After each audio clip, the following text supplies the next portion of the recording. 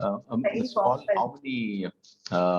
how many students are there right now in this batch? One of our students, Nematullah, has joined, no? 78. 70. 80, 80. It's increasing. We have 5 more minutes. Stephen, I'm just asking Mr. Paul. Okay, fine. That's fine. Yes. We have 17 people in our batch this year from 7 different countries. Okay. So we've got, and we're very happy that Nematullah is here. He's doing well. Right. Glad to hear that. Yeah, yes. So I think right now there's 87 people online. So in this call, we've got about 86 people joining besides me. Yeah, yes.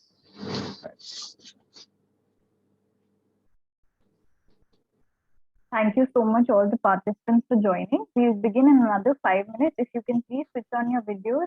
We'd like to make this interactive. Please switch.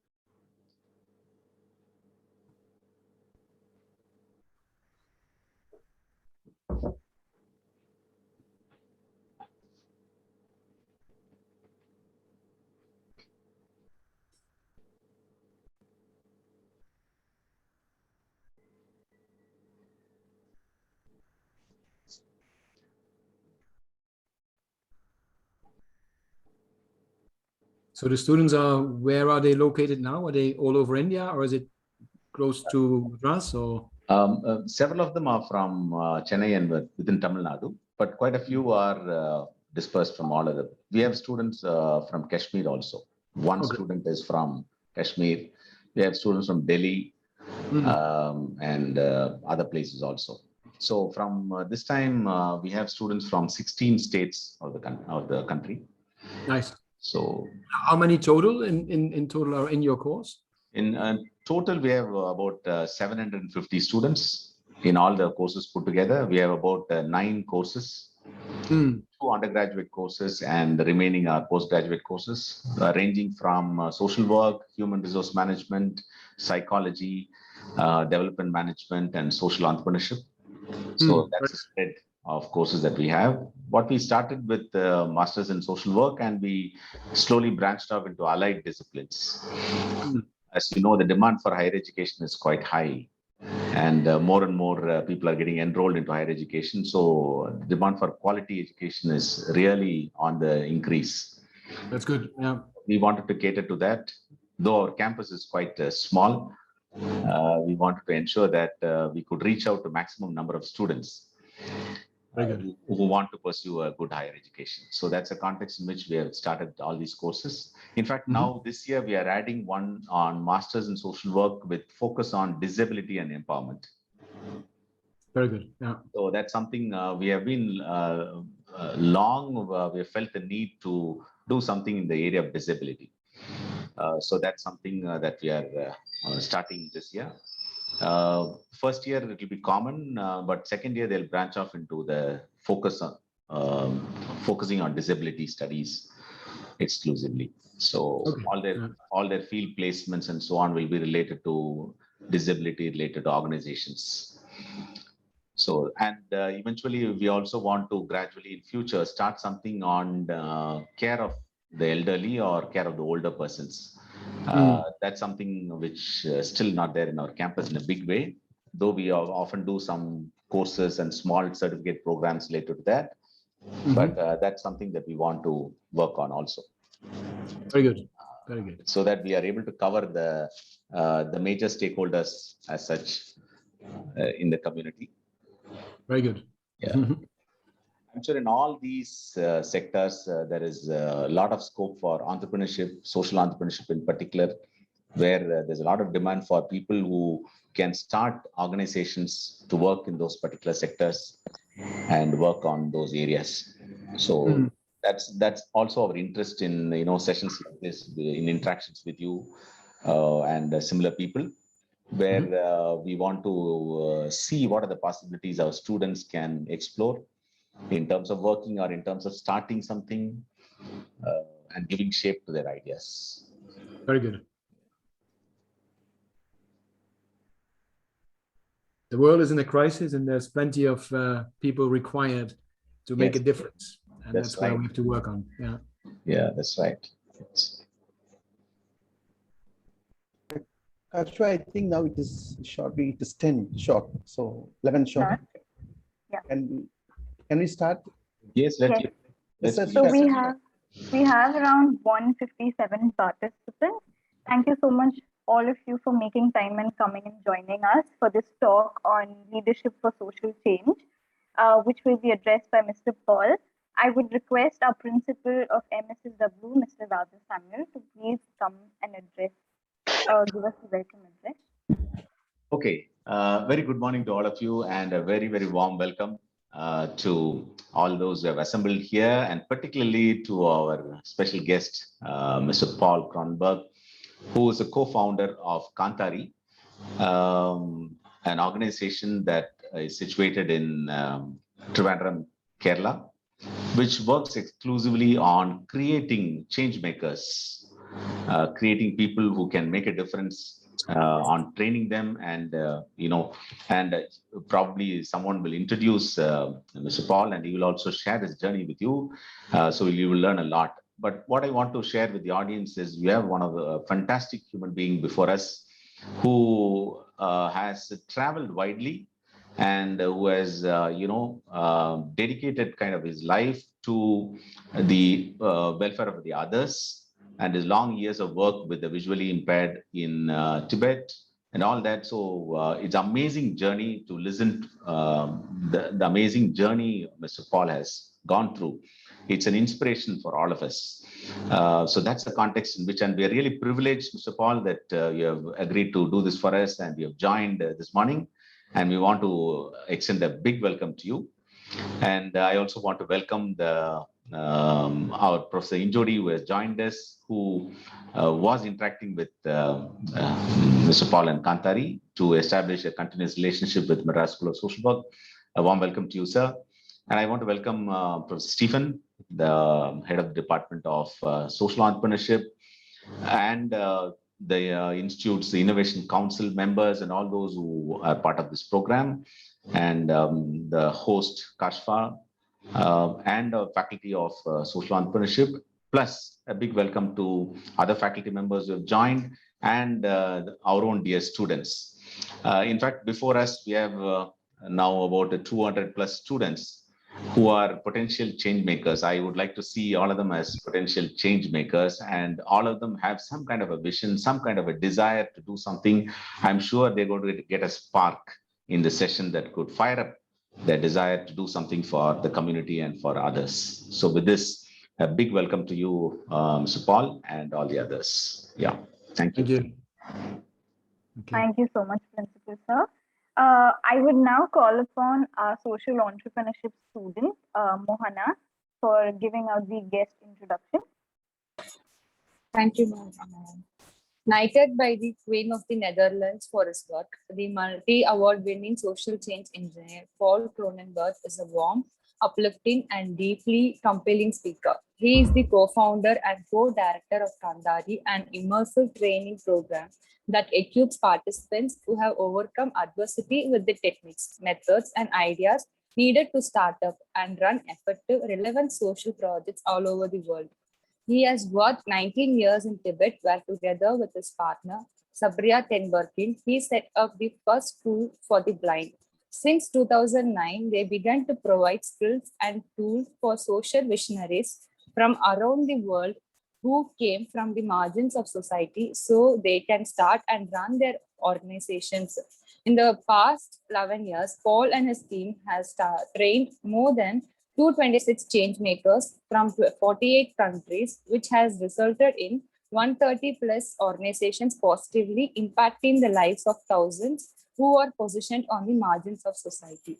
We welcome you, sir. Thank you. So how's the sound? Can you hear me? I'm audible? Yes, sir. Good. Good morning, everyone. I would like to take you on a journey today, and the journey is going to be quite crisscross across the planet. It started in 1997 when I was lucky enough to travel all the way to Tibet. And sometimes in life, you're at the right place at the right time, and that was for me. I was in the right time, in the right place in Lhasa, where the first person that I met, and I got there pure by coincidence, I ended up in Lhasa, and the first person I met was a young lady from Germany, and she was traveling by herself. And I was asking her if she's there for sightseeing. And she looked at me and she said, no. And you should know that that young lady is Sabria and she's blind. So of course, sightseeing is something that is different for everyone, but especially for a blind person. Why would you go all the way to Tibet? So it made me curious. And I started a conversation with Sabria, and I'm glad I did, because that's why I'm here today. So what happened, Sabria told me the story of her life. And so going back, Sabria is from Germany and I'm from the Netherlands. And so Sabria was born in 1970 in Germany, Cologne. And when she was born, the parents understood that something is wrong with her sight. And so they consulted several doctors, and then the doctor said, well, unfortunately, Sabria will go blind at some point. And then the parents did something that was very good. They didn't tell Sabria. And you might think that's not very honest, it's not very, but well, you know, if you tell a child they go blind, then of course it's going to be very difficult and they're going to wait for it, and there's going to be a lot of anxiety. So instead, they took her traveling.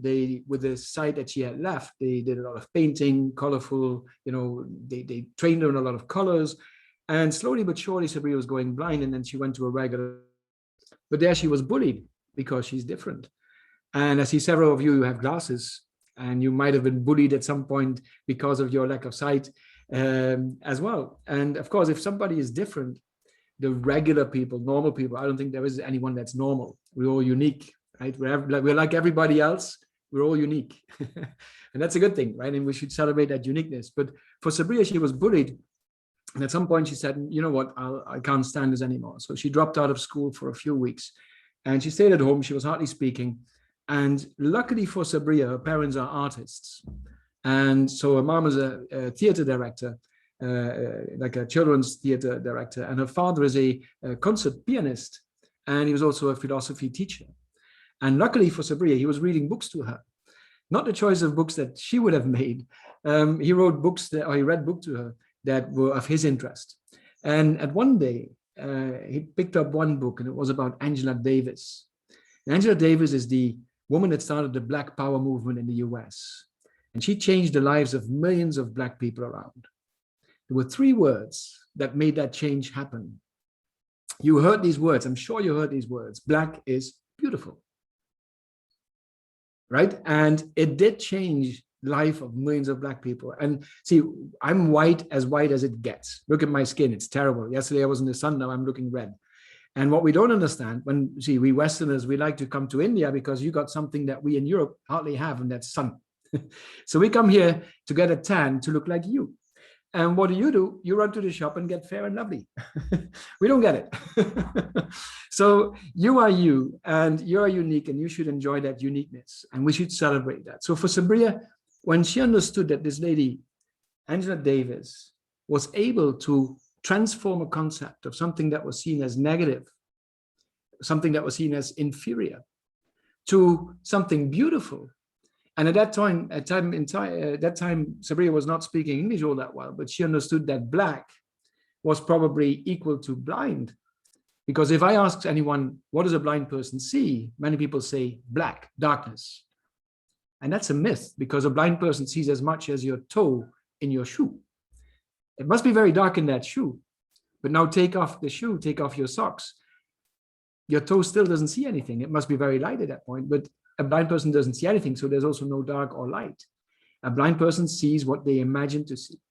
So for Sabria at that time, she didn't know that yet. So for her, it was still black is beautiful. So she said, blind is beautiful. And then she did something that was a big transformation for Sabria. And this was that she said, I should not look at what I can do equal to sighted people, but what it is that I can do better. What is my advantage of not being able to see? And that's something that's very weird, because if we ask a blind, we do a lot of talks and we go to schools for blind children, the first question we ask is, what's the best thing about being blind? And of course, I see some people shaking their head like, whoa, is there anything good about being blind? It's terrible, isn't it? So there's always one kid that comes up. So first, the kids are quiet. And then suddenly one kid raises his finger and says, yeah, what is it? And he says, well, at night, I've got a sister and we share a room. And at night, when my parents come in and they turn off the light, My sister can't read anymore, but I can continue reading. So they can read and write in the dark, right? So with Braille. Then another kid says, well, my friends, they have these smartphones, but when the battery is empty, they're no smart no more because they don't know any numbers in their head. I memorize things because I'm able to do that because I can't see. I have to memorize everything, right? So Sabriya came up with 4 points that were absolutely crucial. One, see, we have these built-in HD cameras. And from morning when we open them, we start recording. And we record a lot of BS. We go around, we're distracted by Hollywood, Bollywood, and advertisement. That's terrible. So see, at night we go to bed, we close our cameras, and our brains are overloaded with all this video that came in. And most of it is rubbish. So blind people, they can focus. They can focus on what really matters. That's a huge advantage because we are being distracted by advertisement, and advertisement has one goal only: to make you feel unhappy because you don't have that product and you need that product to be happy. So you start saving money and then you buy the product and then you get it and you're happy for 5 seconds. And then you see, oh shit, this thing went out of fashion yesterday. I need another one. I need a different model. And then you go and work for that. And then there's another model coming in. You know, all this advertisement is not helping us, right? It makes us more unhappy than it makes us happy. So, and it's not about advertisement and what you have in life. It's about what you do. I'll come back to that. So the second part for Sabriya was, as a blind person, she's forced to become a very good and precise communicator because she can't point fingers anymore. She can't say there, right? Now she has to say 2 meters in front of you on the second shelf. That's where the cookie jar is. She has to become a precise communicator. The third one is she has to become a good problem solver. Because if I would blindfold any one of you right now, and I would say no help for the rest of the day, and you have to cook, you have to go to the toilet, you have to wash yourself without sight, I think a lot of you will freak out. And it's going to be very difficult. But if you are blind, you have to deal with it. You still have to do it. It's nobody else is going to do it for you. So, and that's the thing, right? If you want to live independently, you have to come up with solutions. So blind people are forced to become good, problem solvers. And then the last one is a blind person has to have vision. See, we sighted people, I hear the word innovation and I can't stand it anymore when a lot of people talk about innovation, because look, there's very little innovation happening right now. There's very little innovation happening. It's all add-ons. And why are they add-ons? Because we are sighted. I'll give you an example. We had a cup, right? So just a cup, and it was always sliding through our hands. And then somebody saw a handle, on the door, and they said, you know what? We put that on the cup, and we have a mug. Innovation. That's not innovation. That's just an add-on, right? Innovation was the internet. Innovation was GPS, the satellites. But now everything, we use the internet, we use the satellites, and we have an add-on. And why are they add-ons? Because we can see, and we just see and put two things together. Blind people, because they can't see, they have to imagine everything. And there's nothing more powerful than imagination. Because in your imagination, anything is possible. I'll come back to that as well. So back then, Sabriya was, okay, I want to go and study, go to a school for the blind because I want to learn how to walk with a cane. I want to learn how to read and write, and I want to become independent. So she went to a fantastic school in Marburg in Germany, and they looked at the abilities, not the disabilities. And that's the most wonderful thing that you can have. Because usually blind people are being told, you cannot do this, you cannot do that, right? People in wheelchairs are being told, you cannot do this, you cannot do this. Women here in India and young girls, they are being told, you cannot do this, you cannot do that because you're a woman. And that's terrible. Anything is possible, right? So for Sabriya, she said, I want to study this. And then, of course, she was discouraged because no one ever had studied, has done, done a lot of stuff in a bigger sense of making a difference for blind people. So, but this school, they looked at what she could do. So they did horseback riding. They did downhill skiing. Following a person with a ball in front of you. That's trust. And then the best thing, whitewater kayaking. Can you imagine going down in a whitewater kayak solo without sight? It is all possible. There are now kayakers, the Olympians, they train blindfolded because they learn much more about the feeling of their hips and the way the water turns around them by feeling it rather than by seeing it. And 80% of our perception comes through our eyes. And that's a terrible thing as well, because we don't use our other senses very much. So blind people, they have to compensate with the other senses. So they become better at using them. They're not better listeners. They don't hear better, but they are more focused on hearing. So Sabriya went to the school, and then the special school, and she went to an exhibition about Tibet. And then she got very interested. And she said, oh, I want to go to Tibet. Is there a study that I can do first? So, and then they said, yes, there is in Bonn University, Tibetology, but you're blind, forget about it. So, and this is what happens, right? People tell you what you can't do. So Sabriya is stubborn enough. So she ended up in this school. At one point, she had a problem because she couldn't write down any notes in Braille because there was no Tibetan Braille script. And as I mentioned earlier, blind people are good problem solvers. 2 weeks later, Tibetan Braille script was made by Sabriya. So she found a solution because it was needed for her own use.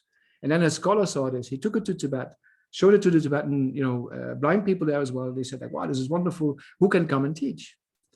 And he said, well, I know Sabriya. She will come immediately. No, that's not possible. She's a woman and she's blind. That's not going to work. So Sabriya, stubborn as she is, in 1997, she flew alone to Tibet and went on horseback through Tibet, finding a lot of blind children, locked away in dark rooms, and they were left there to die. It was a very sad situation that she was confronted with. And Sabriya was very frustrated because of bad karma in their past life. They have done something wrong. Parents would believe they are possessed by demons, and they wouldn't even touch their children, and they just would leave them in dark room to die. Luckily on that trip, and here comes the magic, and this is something where there might be a message for all of you as well. She met Tenzin, and Tenzin had a big smile on his face, and he's blind, and he said, oh, you're blind? I'm blind too. And Sabriya was wondering, how come that he's so happy to be blind? And she asked him, she said, what do you do, Tenzin? And he said, well, I would love to go to school, but the headmaster didn't let me because I can't see. But the headmaster, or the village leader, he found out that I could take care of the yaks. So he became a yak herder. So here there's 4 or 5 steps that are very important in everyone's life. It doesn't matter if you're blind or not. He had a task to herd the yaks. If you have any task, you get value.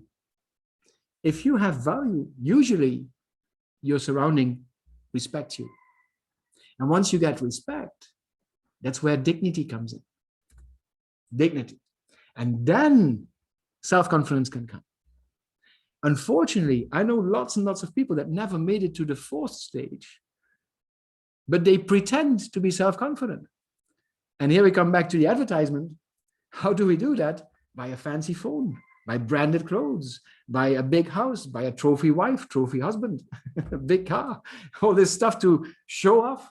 But inside, they're poor people because they have no meaning of what they are doing in their life. In life, it's not about what you have, it's about what you do. It's very simple. So Sabriya knew exactly what to do. She said, I have to start a center where we can bring these children together. They can exchange, they can get some skills, and they have to go through these stages where they get respected, where they get their portion of dignity. And when then with self-confidence, they can go back to regular schools and say to the student next to them, hey, you tell me what's on the blackboard and I'll make your English homework. Something like that. That was the idea. So when this was 1997, so this is when I met Sabriya, and she told me this story. She told me the story of her life. And I said, you know what? Give me a call when you're ready. We're going to set up this school together, or this place. So I left for Holland. Sabriya continued in Tibet for a while. Then she went to the German government, raised funds. And about 8.5 months later, I got a call when I was at work in Holland. And she said, hi, Paul, this is Sabriya. I promised to call you. Next week, I'm going back to Tibet. See you. And that was it. And I didn't say anything. And she said, well, you don't have to cry or anything. We don't know each other that well. At least you can wish me luck. And I was still not saying anything. And Sabriya got a little more angry. And she thought, like, hey, I call up this guy and he doesn't even say anything. And I said, you know what? I'll join you. So the next day, I took a very important decision in my life. I quit my job. I quit my job. I told my director, back then my boss, I said, listen, I planned this a long time. I'm going to go to Tibet with Sabriya, starting up the school for the blind. He was very positive about it. He said, great. So 5 days after, we went back to Tibet. And that's where all the problems started. Not because of me. We were kicked out of the country several times because we had a stamp on the wrong place. Nearly died on the way. We were in landslides. Sabriya wrote a book. It's called My Path Leads to Tibet. All the stuff is in there. We were, people tried to run off with the money that's rearranged from the German government. There was a lot of things that were happening, but the major thing, the major problem we had, the major challenge we had, how could we give these children that come from a dark room, how could we give them hope? No one ever had asked them, how are you? And these kids came to us and we had to, suddenly change their lives. How could we do that? And we gave this a lot of thought, and then we came with a solution. And the solution was very simple. It's the simplest solution you could ever think of, but it took us a long time to draw that conclusion. We started the Dream Factory. Simplest thing. The most important question in life is, what do I want? Do you agree with that? I never had anyone disagree. But now ask yourself, what are you doing? Are you really doing what you want? Or are you in that position because other people thought that was good for you and you want that? Right? This is the thing. So we started a Dream Factory and we said to these kids, we said, listen, we want you to think about something that you love doing. And then we'll see how we can make that happen. And don't, think of any limitations. That's why we call it a Dream Factory, right? Dreaming has no limitation. I think dreaming is one of the most powerful things in the world because there are no limitations. Anything is possible. So we gave them 1 week to think about this. Can you imagine? Here's a bunch of kids. They were never even asked, how are you? And now we put the most difficult question in life on their desk. After 1 week, there's Norbu, 8 years old. He smiles and he says, I want to become a taxi driver. So he's blind. So I could have said, well, forget about it. You stupid little boy, you're blind, you can't see. That's not going to be possible. But I have no right. No one has the right to destroy anyone's dream. So we said, wonderful. Of course, I knew that's not going to happen. But I said, wonderful, because it's his dream, right? So he was in our school. He learned Tibetan, Chinese, English, walk around with a cane. He was, speaking 3 languages. He was surfing in the internet.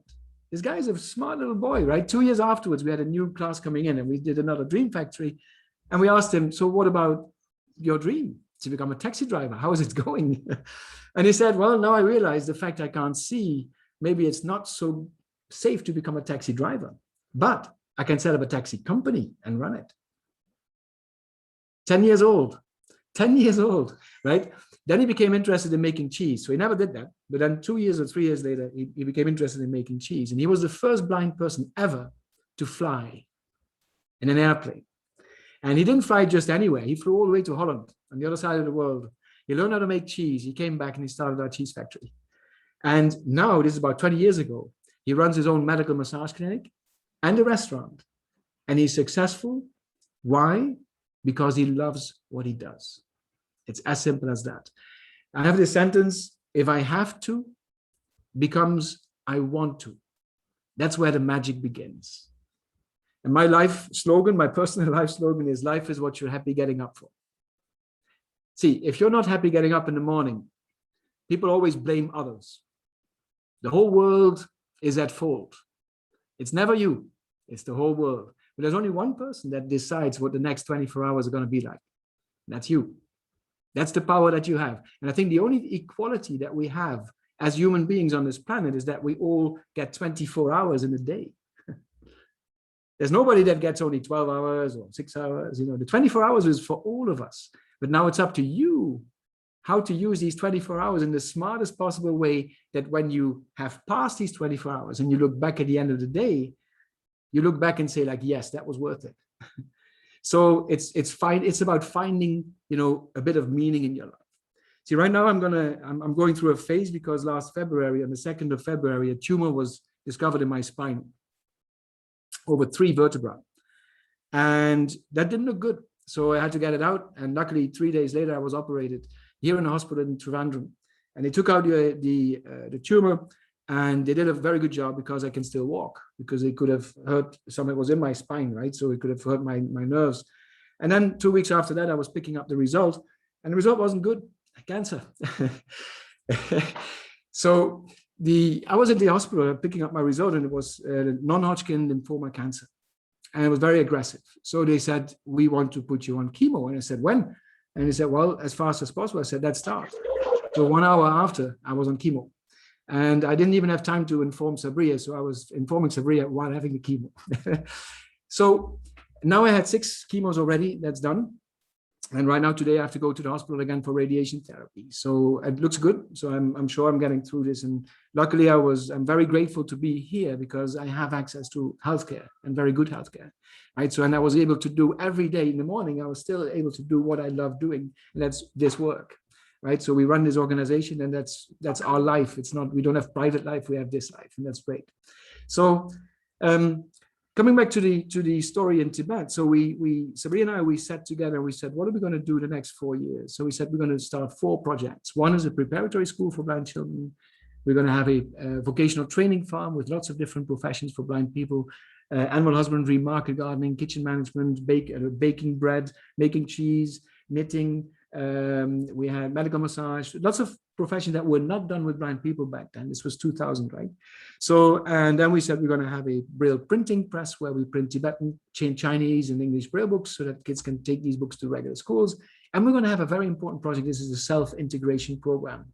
So where the blind person is empowered to go back to regular school and doesn't need any help from anyone, but they can say, okay, here I am, I'm blind, you just speak and I can follow. Right? So they made it possible for themselves to get into these, studies, into universities. And this is what happened. They went to regular school, middle school, high school, universities. And this took about, in the last 19 years, right, till 2017. So unfortunately, we knew at that time already that at some point we're going to be kicked out of China. And the Chinese government is not happy with having foreigners involved. They're not liking NGOs. So at some point we knew that we had to hand over our project to our local colleagues. And at that point, we thought like, okay, let's take a step back. And this is something that we have to do. We all have to do. Sometimes you have to take a step back and look at, the situation from a distance.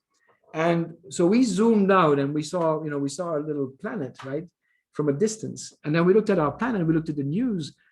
And if you turn on the news, even today, the newsreader is usually starting with 2 words: good evening. And then you watch the news for 10 minutes and you're asking yourself, you scratch your head and you go like, wait, did he say good evening? It's terrible. We got wars, we got fires, we got droughts, we got, floods, we got people killing each other, right? There's lots of stuff is happening that's absolutely so wrong. And he says, good evening. So you see, the safest thing we did is we went into a profession where I don't think we will ever get out of a job. I wish we won't be necessary before the end of my life, but I'm afraid we're not, because we need social change makers, right? We need to do something about what is happening. And so at that point, we already said, you know what, we need to look at different ways of making a difference. And I'll tell you what I mean. I'm an outsider coming to India, and I'm not in India to change India because I can't. And I tell you that because it's terrible what our forefathers have done, and the colonializers and the people that do development work, because they all think they know better. They don't. I don't know anything better than anyone else, and definitely not what's going on in India. So Sabri and I, we came up with this concept of change from within.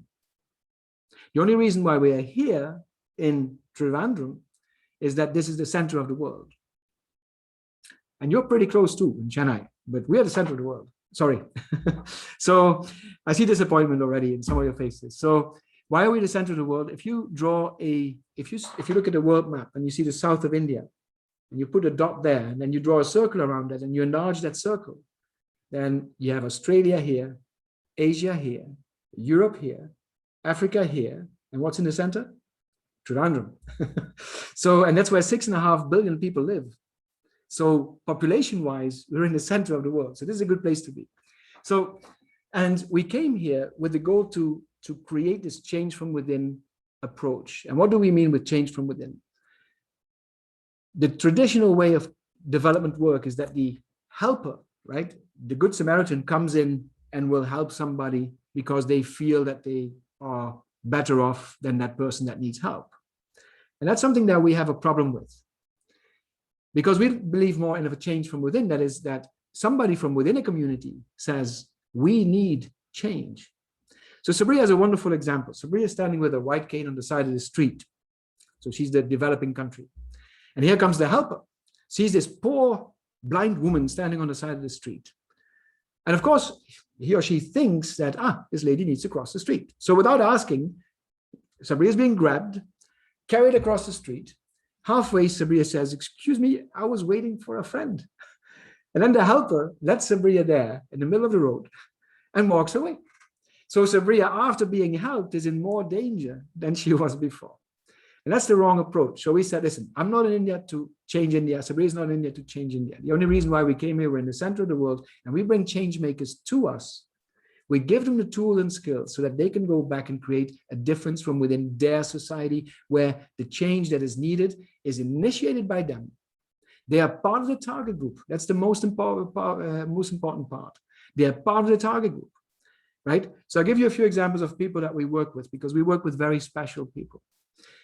There's Jane Waitera. Jane Waitera is from Kenya, and Jane has albinism. And I'm sure that you know people with albinism. You've seen them in India as well. They have white skin, right? Yellow hair, white skin. So in India, there's no big deal.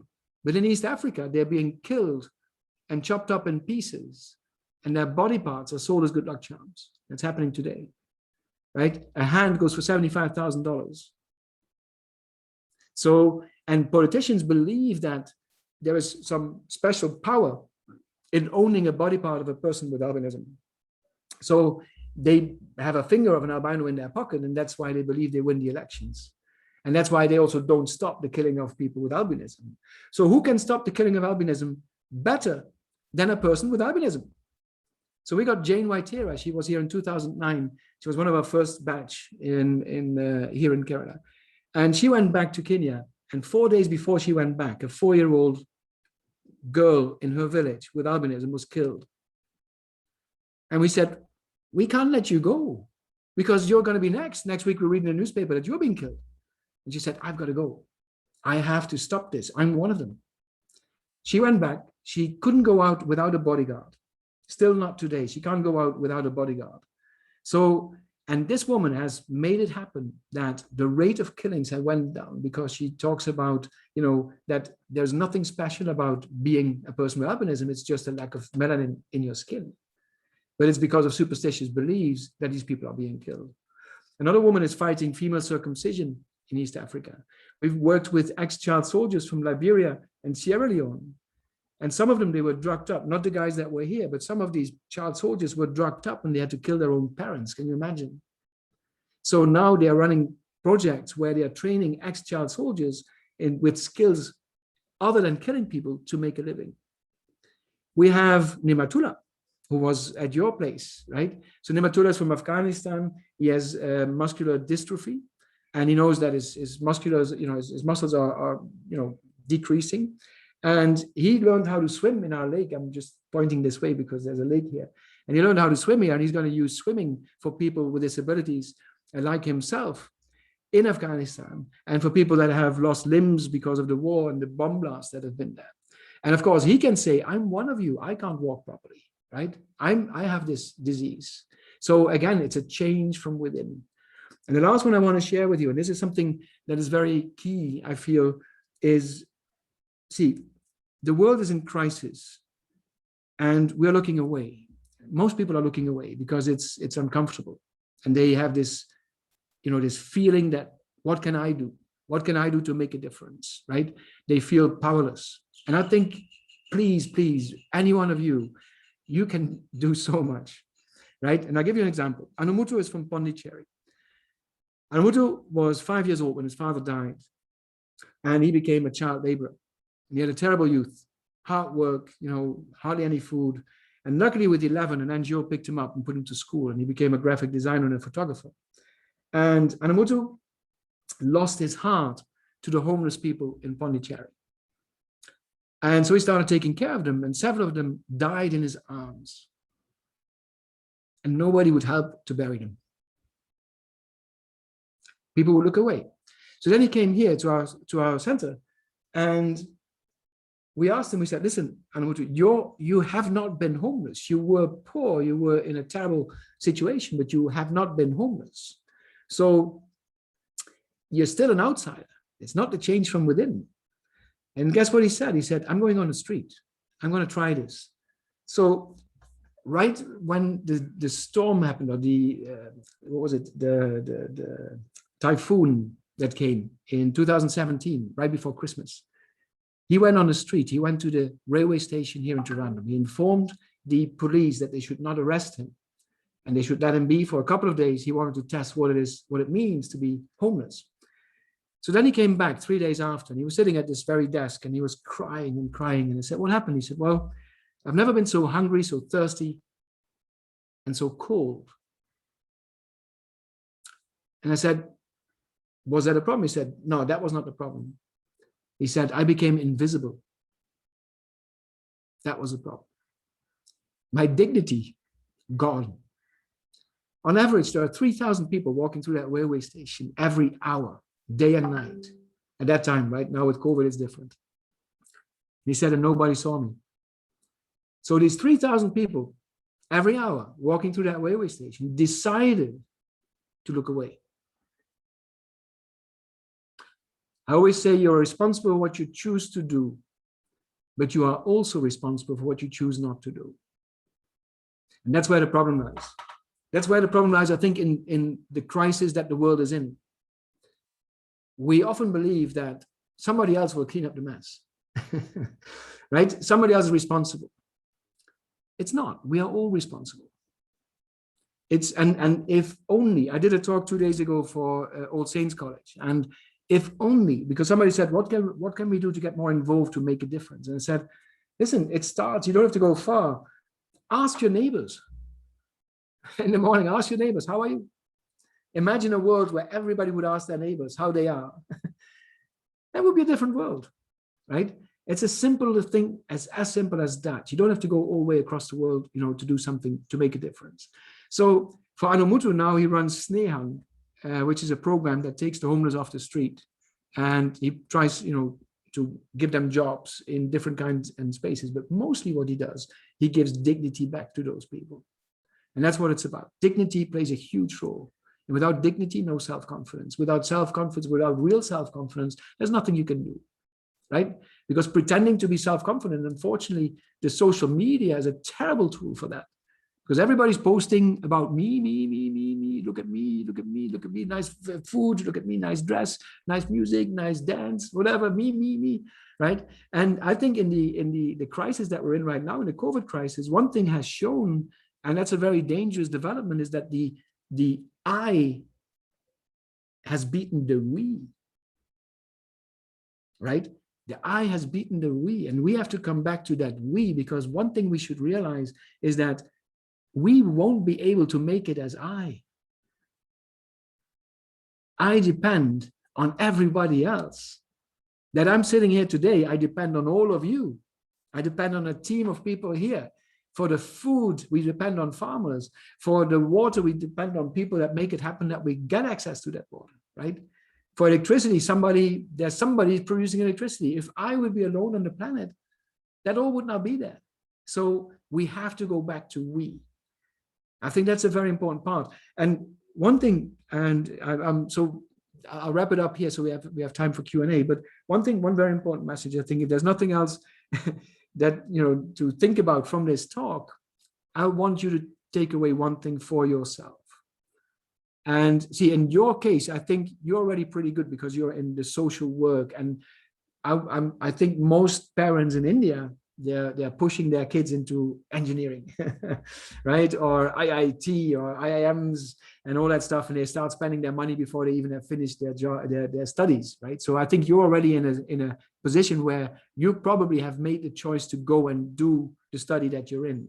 However, if you're not, see, usually I speak to, we have the campus that we build is very eco-friendly, and we get several thousand architect students coming every year. That was before 2020. Because the campus was the second greenest campus in India. So they come here and they learn about how we built this thing in an eco-friendly style. But I see a lot of architect students that are coming here. And when I do a talk and I give a talk to them, I don't see architects. I see poor young kids that are in that school because their parent want them to be an architect. And I tell them one thing, and I tell you the same thing. In case you are not here where you want to be, if that's not your choice, then listen. If you're going to brush your teeth tonight or in the morning, look in the mirror. and have a good look. Who is that? Who is that person looking back at you? And what does that person want? Right? Because life is what you're happy getting up for. And if you're not happy in the morning getting up, there's one person that can change all that, and that's you. And if you find something in your life that you love doing, you don't have to work a day in your life. For the last 23 years now, I've been doing this, 24 years now. I've been doing this work I'm doing now. And I do this 7 days a week. I'm in the office between 5:30 and 6 in the morning, every day, Sundays as well. And I love what I do. So for me, there's no private life, or my work-life balance is perfect because I don't have to look at the clock and say, oh, now I have to go home because that's how it's done, or because I don't like my job. You know, I don't want any of you to become the thank God it's Friday person. You know the thank God it's Friday people? On Friday, on Saturday, 1 day left, on Sunday, and on Monday. That's terrible. There's way too many of them. And none of them, I can tell you, none of those people are productive. They are sitting and they occupy a space on the desk, or they are even teachers. If a teacher is not a born teacher, he should not be there because he's not going to empower any of you, right? People have to have passion about a certain thing. And if you can find your passion, right, and follow that, your life is going to be different. Right? And I really hope for all of you that this is your passion, that you're already in the field. And now you have to define what direction you're going into. And I really hope that you can ask yourself that question and give yourself guidance in that, right? That would be fantastic. Last thing I want to talk about is our name, Kantari. So, see, when we were here, we started as the International Institute for Social Entrepreneurs, which is a terrible name. If you ask somebody what's a social entrepreneur, you get 10 different answers, right? If you ask one person, you get 10 different answers. So one day we had lunch and suddenly Sabria was jumping up and she was, ooh, what was that? And then a colleague said, he started smiling, he said, how you bit on a Kantari. A Kantari is a small chili. And those who speak Malayalam or who are from Kerala, they know it's a very small but extremely spicy chili. And we were like, wonderful. That's the name for our organization. Because that small chili is a change maker. And a change maker is a too long word. And if we talk about Mandela or Gandhi, in future, we should say Kantari Gandhi, Kantari Mandela. That should be, it becomes a definition of a change maker. And if anyone tells you that you're too small to make a difference, after today, you can say, just bite in a small Kantari. And you can see that a small chili can make a huge difference. Okay, I would like to leave it with that for now, and very open for questions and any comments. Thank you, Paul, sir. For the rest of you, we'll open the floor for questions, opinions, views, thoughts, anything. Please switch on your videos once you share.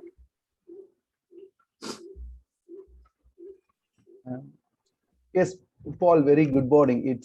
I'm Stephen. It's quite interesting and affirms certain of my convictions in life after listening to you. See, I'm more curious to know two things from you. One is your approach is change from within. That's a core basic philosophy or foundation of social work principles. One of the core social work principles. How do you apply it when you take students from across the world to come to Kantari? And I have gone through your programs also. How did you choose the people as change makers in Kantari, number one? Number two, you have chosen those people from the most vulnerable situations, conditions in which you have chosen them. What really makes you work with them sustainably? Because normally when we pursue our passion, after some time we'll get some kind of hesitation, some kind of self-doubts that what I'm doing is correct or not. Because inside that something convinced all of us that there will be shaking in our convictions also. How do you manage it? If you tell some insights into the questions, I'll be very happy. Okay, good. So I'll start with your first one, the selection. So see, I mentioned earlier, we work with special people. And one thing I think is the most important part on our selection is not background study. We don't care if somebody has a PhD or was never in school, because that's not what it's about. It's about the intrinsic motivation. And intrinsic motivation is what makes you get up in the morning, what makes you angry, right? What wrong do you see that you want to see corrected, right? And so we select people that have a pinching point. We call it the Gandhi moment or pinching point. When the Gandhi moment for Gandhi was when he was thrown out of the train in South Africa. That's where he said, stop, now I'm going to do something, right? And that moment we need in people, because if there's some, see, you can have rage or anger, and there's two ways you can go and handle this. One is in a destructive way, you become aggressive, you become, violent, or you can turn it into a positive strength. And that's the people we're looking for. So we're looking for people that have overcome adversity. We have several women this time as well, several women that have been raped. They have faced domestic violence. They were beaten up, right? So we have in the intake process, we have a psychologist interview as well that goes in depth, because we want them to have overcome their adversity. If they're still in trauma, this is not a place for healing. This is a place for training. So we have to make sure that they have overcome their trauma, right? So for us, a few things are important. 22 plus. So we focus on, for us, we found out in the last 13 years that the most successful people are a little bit older, 30, 40, right, between that age, because they already have seen what life is about and now what they want to do, right? People that have overcome some kind of adversity, be it discrimination, something that gives them, this edge in saying like, I need to do something. They have to come with a clear project idea, speak English. English is an important part, so it doesn't have to be perfect. We have people that have just basic English, that's sufficient. And they have to know the basic of computers. That's basically it. So that's the first question. The second one, the vulnerability, yes, we work with vulnerable people, but one part of the course here is to raise funds, right? So fundraising is a major thing, or how to generate income. This can be done by either using business, but we are not specialized in that particular part, but we're more into fundraising. Sabrina and I, everything we do here depends on funds. So we are constantly working on fundraising to make sure that we can pay for what we're doing. For the people that we invite, they have to put up they have to put some skin in the game too. We're not paying for everything, right? So they have to give us a caution deposit before they come so that we know there's commitment, and they get that money back, but they still have to pay for their visa, passport, health insurance. It's not big amounts, right? But even if somebody's from the slums in Bulawayo in Zimbabwe, right? They say, but we have no money. I said, well, listen, but if you want to start an organization, you will need to raise funds. And if you can't raise $200 or $300 now, how are you going to start a big organization, right? So you still have to, show us what you got. And of course, we look at backgrounds and stuff, and we help people where it's necessary or where it's possible. And then they come here. And once they get out of here, before they go out of here, they should have their registration papers ready. So by the time they go home, they can register the organization. They have an official bank account. They work on fundraising. They should have their website ready. And a very important aspect, and this is one that is not addressed in too many colleges and universities, is communication, speaking, public speaking. A lot of people are dead afraid of going on a stage and, speak. Even if it's for a couple of people, you have to speak for hundreds of people, thousands of people. We spoke at one point for 15,000 people. And that's, to be clear in what it is that you want to communicate, because that's where the power is of convincing people to support your work. I think one of the major part of fundraising is that you can be concise and outspoken and provide clarity to your donor of what it is that you want to do, when, where, who is going to benefit. What are they going to benefit of? How is it going to be sustainable? How is it going to run in 10 years from now? And people say to us, what you're doing is not sustainable because you depend on donations. We're open today. We've got, participants on our campus today. We're one of the few institutes that are open. And if I compare ourselves with businesses, look at how many businesses already went bankrupt in the last 1.5 years during the crisis. And we're still here. We actually were able to raise more funds last year to help people in need than a usual year. So doing this, and I think this is the power of being a social change maker, we need social change makers. Look at the news. We need people that give their lives to make a difference. And now we have to understand, or the governments also have to understand, that they can use these people that have these qualities better than that they themselves try, right? Because they are bureaucrats, right? They're good at that. But let the social change be done by social change makers, because that's what they're good at. So they have to invest in that, right? And I think that we request funds for scholarships for our students from those people that don't have time to quit their job and do what we do, right? Because they have time to make money, and they know how to make money, and they invest that not in to get more money in return, but to get a better world in return. I think that's what we should invest, all of us. I want to share one quick thing, because I usually share this with everyone. I want to show you the stupidity of humankind, of us people. The two people sitting on a bench in the park, and one says to the other one, I'm 100% sure that up in space, there's very advanced alien life. The other guy says, how can you be so sure? We never met them. And he says, exactly. They came, they looked at our planet, and they said, what's going on? So they looked at our planet, and they saw, they saw these creatures. And then one alien said to the other one, what are these creatures? And he says, oh, those are called people. He said, what do these people do? He said, well, I don't know, but they confuse me, because they go into shops and they buy these packages and says smoking kills. So he says they're all suicidal. He says, I don't know, but millions of people seem to do it. So he says, oh, that's weird. Then he looked further and he saw countries. It was not one big place. It was, divided up in countries. And then he said, this country here, and he was pointing at the United States of America. He said, last year they spent $80 billion on weapons. And then the other alien said, so which aliens are they defending themselves against? He said, not aliens, other people. And again, they scratched their head. They were like, why? And then they zoomed in further, and they saw at the equator level, where most poor people live, risking their lives trying to dig bits and pieces of gold from the earth. And they would melt it into little bars, and that would go to the next person in a bigger bar, and in an even bigger bar, and the really big gold bars, they went to the northern hemisphere. And guess what the rich people do with it? They put it back in the safe, in the ground. That's what success is all about. It's like collecting things that we can't eat, that are just going to go back into the ground. How incredibly stupid are we? Right? Right now, we have a crisis. The solution is, at this point, I don't have a better solution than vaccinations. Yes, you have people that are against it, but unless the world is vaccinated, right? The entire world is vaccinated. We're not going to get rid of this problem. What are people doing? They think about their own country first. And yes, we've got all Switzerland vaccinated, but the virus doesn't see borders. Right? It's not the solution, right? We could have invested if everybody would put together. And again, the I versus the we, right?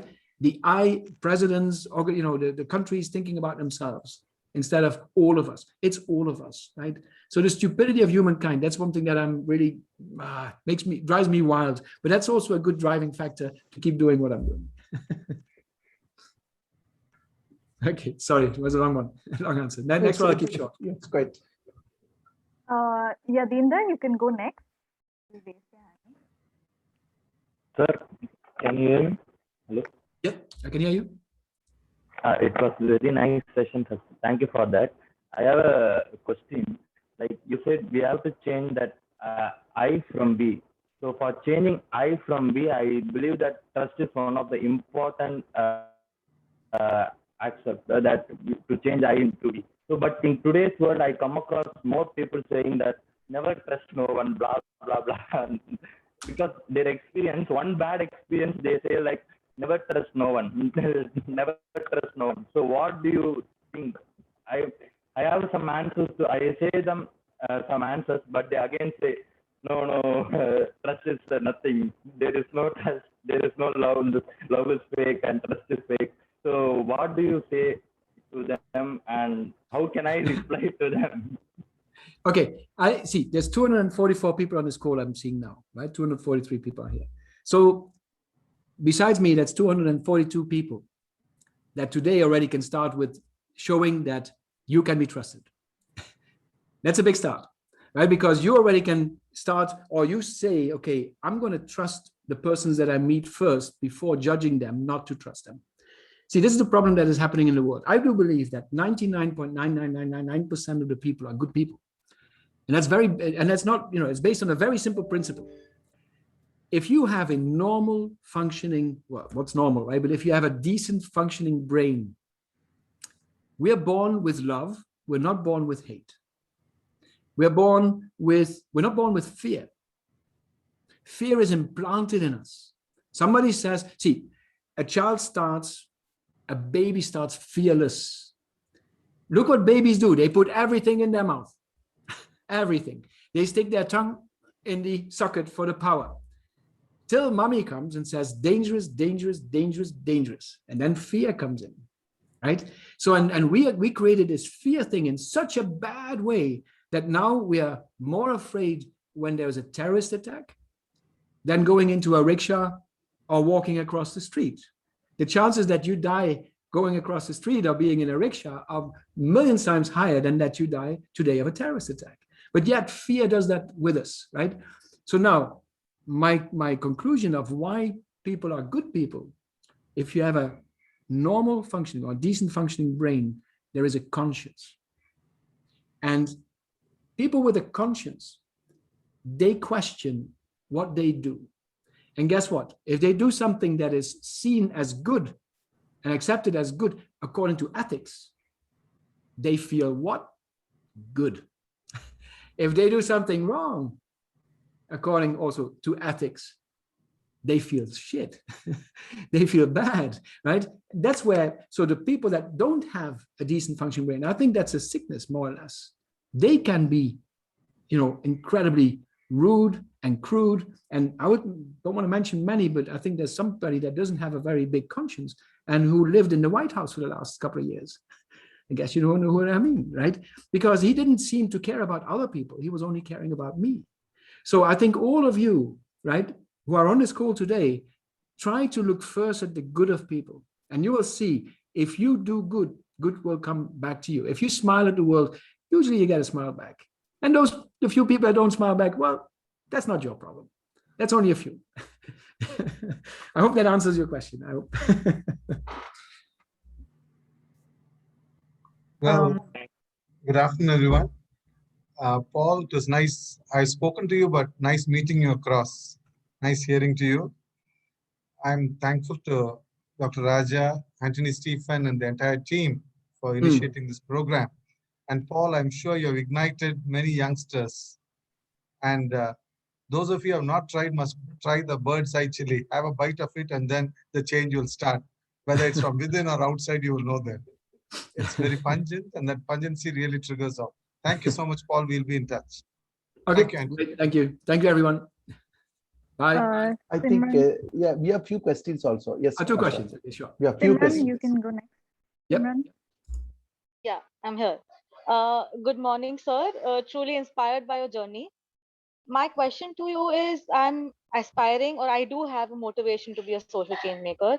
What are the minute changes that I can make in my day-to-day life that would help me gain a trait of seeing a problem or identifying a problem, or just a trait of being a social maker? That's my question.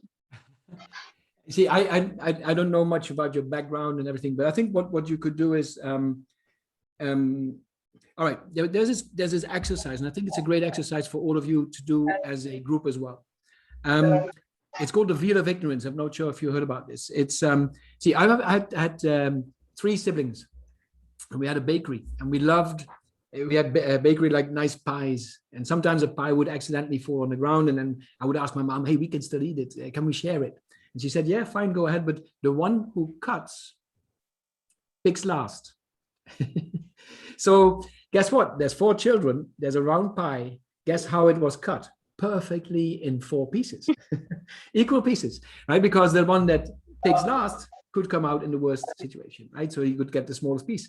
So now here's an exercise that you can do for yourself, but I would recommend to do this as a group. Imagine you're not born yet, and you have the thinking power that you have today, and you are allowed to make the policies and the rules and regulations for the new world you're going to be born into. However, you don't know if you're going to be born as a man or a woman. You don't know if you're going to be born as an Indian or a Dutch person. You don't know if you're going to be born in a rich or in a poor family. You don't know if you're going to be born gay or straight. You don't know, well, basically all the factors you don't control. So you can end up anywhere in this world.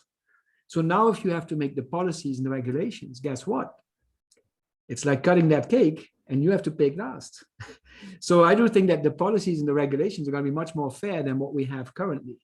So now you can say, well, but we can't change the laws of the country, we can't change the rules and regulations, but what you can do in a small scale, in a classroom, you can decide and create a code of conduct how you together work and how you respect each other, and what language you use, right? How you solve issues, how you prevent issues, right? And this is what we call the code of conduct. And we do this every year, this exercise with all our participants. And then we write a code of conduct, and we write it down on a piece of paper, and we sign it all. Physically, we sign it and we say, this is our agreement. So, and this you could do in your family. This you could do if you have a community that you live in. You could do this in your school class. The teachers can have this as the teachers, right? They can also come up with something, because there's a lot of issues where people have different points of opinion. And usually that leads very quickly to conflict. And that leads to bigger conflicts because people don't speak with each other anymore. And they only think about themselves. So I think this might be one thing that you could do as an exercise.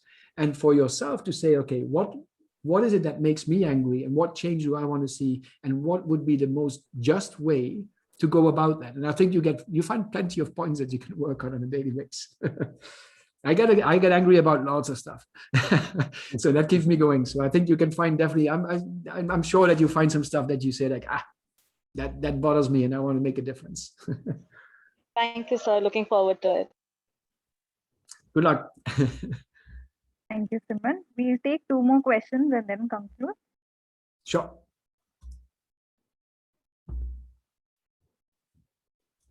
Who's next? Sir, can I go ahead? Yes, please. Sir, I just wanted to know, like, during a time like this, I mean, during this pandemic period. Aki, just 1 minute. Aki, can you open up a video and speak, because you are from a very interesting state. Sure, sir. Sure, sir. You introduce yourself also. Hi, Aki. You're from the north. Yes, sir. I'm from Northeast India, sir. Yes, yes. Okay, sir. I'll continue my question. So, please. I just wanted to know, like, during a time like this, I mean, during this pandemic period, how can one be consistent and stand firm to do what they're doing also? And then when the people you look up to are not as good as they used to be, so what advice will you give in order to stay determined and focused? Good question. I think, see, a mental state, of course, is where everything starts, right? If you mentally are not feeling well, nobody else will benefit from you, right? So the mental state is probably one of the most important things that a person can have and work on. If you don't feel well, if you're not happy in the morning, right, nobody else will benefit from you. So I don't know what you can do or what you do in your, partly private or a way for you to get away from everything, to forget all the problems for a little bit. People do meditate, sports, right, music. There's lots of different parts, but make sure that you get that battery, charged every day, before you get up. It's for me, I can't wait to get up. I'm very lucky that I'm wired that way, but I do know that people are very worried. And one lesson I learned in life, I had several issues before I came here, is that, see, only worry about issues that you have under control right now. See, certain things we can't change, right? They are just as they are. And right now, I'm not in a position to change as they are. So I should not give too much thought about that, because then I'm wasting my energy, right? Because at the end of the day, I have not come 1 inch further to a solution to a specific problem that I can't change. So what I do is when I'm in those positions, I try to not think about it too much and do something else in the meantime. I've got a big to-do list of stuff that I have under control, right? And work on that. Because at the end of the day, there is some kind of a satisfaction that you want to feel before you go to sleep. I have a system. I was in Africa and I've seen a lot of kids die, literally, drop down dead. 1992, Zimbabwe. Terrible. So, and I still see that every day, right? So since then, since I came back from Zimbabwe in 1992, I gave the day a note before I go to sleep. And in Holland, the school system is from 1 to 10. Right? And 10 is the best, like 100%, right? And you need 60% to pass a test. And for me, I can tell you one thing. in the position that I'm in, I have no reason ever since, right, since 1992, and even now today, while still having cancer, I'm not in a position to score lower than 60%. Normally I say, okay, I'm healthy. Let's, at this point, a little bit less. I'm doing what I want to do. I get up in the morning because I want to get up in the morning, and nobody else tells me that. That's a huge, powerful thing. If you have that, if you get up in the morning and you have the day ahead of you where you can decide what you're going to do, that's an extremely, I'm very, very grateful to be in that position. And I think you should look at that, right? Then you're surrounded by people. I'm surrounded by people that I can trust. They can support me. I've got my partner, Sabria, who is blind. She's fantastic. It's a jackpot for me, right? We work with people that are motivated. We see every day, because of the work that we do, it's not just for me, but we see a lot of people that lives are affected around the world. Several thousand people every day benefit from the people that we train and what they're doing, right? So it's giving that around you. Look, see, if you want to know how rich you are, please count everything that you can't pay with money. And once you have that, use that as a solid foundation to create your day and planning. Because I think a lot of people, they look too much at other people, what they have, and they compare with the wrong people. If we compare ourselves with the people up on the pyramid that are above us, that's only a few. But if we compare ourselves with the people on the pyramid where we are, and we are pretty high up, you are in a good study right now, right? You can afford to be in that college. How many people don't have that, right? There's many, many more people that don't have that than what you have. And I do agree. So to keep motivated, for me, like I said, I'm getting angry or I'm getting like, there's so much injustice happening. That's, for me, is a good source of energy to say, come on, now even more, right? During this pandemic, what can we do? There's two choices. We can sit down and feel defeated and feel sorry for ourselves. And that's everyone. If you have money or not, doesn't matter. Everybody has two choices in life. You can sit down and feel sorry for yourself, but then you're not going to help anyone. Or you can say, okay, this is the situation we're in. We have to make the best out of it. And within that, making the best out of it, it cannot be that much. But what it can be, let it be that. And in your situation, the Northeast is tough, right? We had several people from the Northeast. And hey, man, it's like every single day, I think you have to take it day by day and set yourself some goals where one day it should go, and try in small steps to get there. And every step is even if you sometimes make some steps backwards, don't worry about it, because that's part of life. There's nobody that just moves forward, right? Sometimes we have to take some steps back, which is actually good, right? Because then you can reflect and say like, hey, that was the wrong approach. So I hope that helps a little bit. It's hard because I don't know your background and stuff, but I wish you luck with that, and all of you as well, because I'm sure that most of you want to make a difference in where we are today, right? That's why you do the study you're doing. And I'm sure you will. I see a lot of Kantaris here, right? Potential Kantaris. Thank you, sir. Thank you so much. Okay. Thank you, Aki. We'll take one last question. May I, Kashva? Please, sir. Hello, Paul. This is Praveen. I am from Madras School of Social Work, and it was a wonderful speech. I have a question with respect to Kantari. You said that you have a certain method to take people who can undergo a course there at Kantari.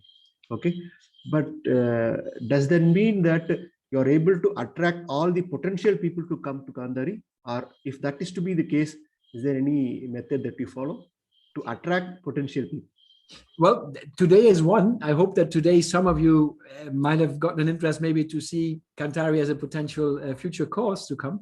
And what I would ask you, because see, for us, the major problem is that we don't find too many Indian applicants. We have mostly people from Africa, even South America, Southeast Asia, but not Indians as such. And I think there was an issue in India because there was an overprotection of parents. We had this blind woman from Cochin. She could come here. She was selected, and she didn't come because the parents said it's too dangerous. And at that same day, Beatrice Chisp, she's from Peru. She traveled by herself, fully blind, all the way to Mumbai, took a train, came here by herself. Never been to India, took a train from Mumbai to Trivandrum. And for this woman from Cochin who could have come with her parents, it was too dangerous. So my request to all of you today, if you can, please have a look at our website. It's kantari.org. And then if there is a chance that you know, and I'm sure you know of people that are doing great stuff, that are started organizations or they want to start NGOs, but they didn't have the right training, or maybe they didn't have the means to go to learn in colleges or universities. See, they can apply to Kantari as long as they meet the requirements of speaking sufficient English, having 22 plus, having a vision, having overcome some adversity, and basic computer skills. That's basically it. So if you can help spread the word, that would be fantastic. Thank you very much. Appreciate it. Thank you. Thanks, Praveen. Thank you so much. We've come to the conclusion of the session. It was, for me at least, it was a very heart-touching session. And I would now invite one of our students of social entrepreneurship, Ms. Manika, to kindly conclude the session with the vote of thanks. Kashwa. Yes. Sir, are you there? Anthony, sir? Shall I? Yes, please. Yeah. Mr. Paul, on behalf of the college, the management, in fact, it has been a long waiting for your session. In fact, last 1 year, our president, Mr. Matthew, has been asking us to arrange a session. Even we planned to have a visit to Kantari. Few of the faculty members were tried, but because of the COVID situation, I think we are desperately looking forward to come to Kantari and get insight into the process. That is one. Because when we see you in person, the work that we do, I think that will give more of our convictions. I hope that one of our students have also joined. That's a good sign. I think I could see the mission alignment between Madras School of Social Work and Kantari. When our founder, Mary Clubwala, who started this institution with a lot of good aim, she wanted to make change makers for the society. That's her whole idea of starting that institution. Still, that vision still is alive. Hope that working with the Kantari will really help us to bring more Kantari. I think we have almost today 260 students have joined. That's nice. At least 2% of the students or 1% students. I'm always, my faculty used to tell me that I'm so ambitious. If 1% or 2% student become Kantari of your session, that's the finest thing of this talk. I think it's more of a storytelling, listening to you, more than sharing with experience. It's more of a storytelling that really inspires all of us. So once again, I thank you on behalf of the management. Thank you, sir. I over to Kashwa. Thank you. Thank you, sir. Manika, you can please continue. A warm and graceful afternoon to everyone gathered here. It's my privilege to propose a word of thanks for this. First of all, I'd like to extend my most sincere thanks to our chief guest, Mr. Paul Cronenberg, who spared time from his busy schedule. Today, we had the opportunity to hear your thoughts, and this will surely encourage us in our future. Your thoughts have enlightened our minds and have shown us a new path. Thank you so much, sir. Next, I would like to thank the whole team of Kantari for associating with our institute and for giving us this opportunity. I especially thank our principal, Dr. S. Raja Samuel, for giving us the opportunity to conduct the webinar. Next, I would like to thank Professor Anthony Stephen, HOD of MA Social Entrepreneurship, for putting the show together. My sincere thanks to all the HODs, faculty members, and all dignitaries from outside MSSW who have made time to join the event. Lastly, I would like to thank all students for their presence. Thank you.